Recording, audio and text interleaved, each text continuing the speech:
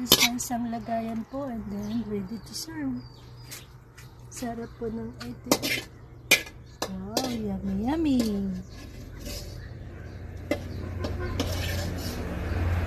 Mga kitchen, magluluto po tayo ng adobong pusit.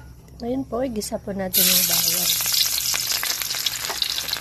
Tapos, sibuyas at luya.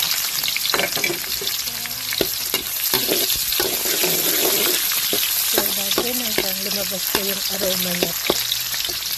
Natin yung kamatis. So, natin.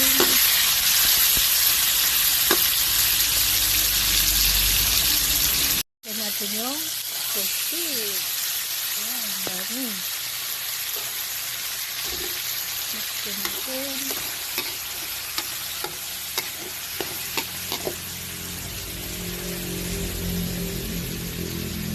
Natin yung soy sauce. Ayan. At vinegar. Ayan, mix po natin.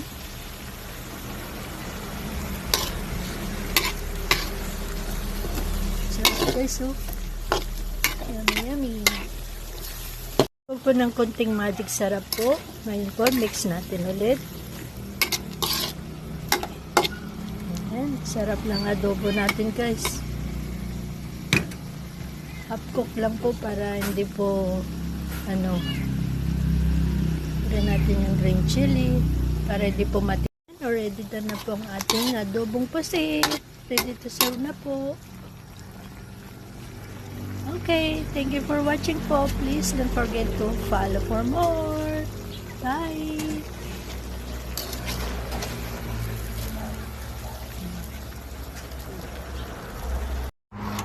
Ayan, transfer po natin sa isang lagayan po and then ready to serve.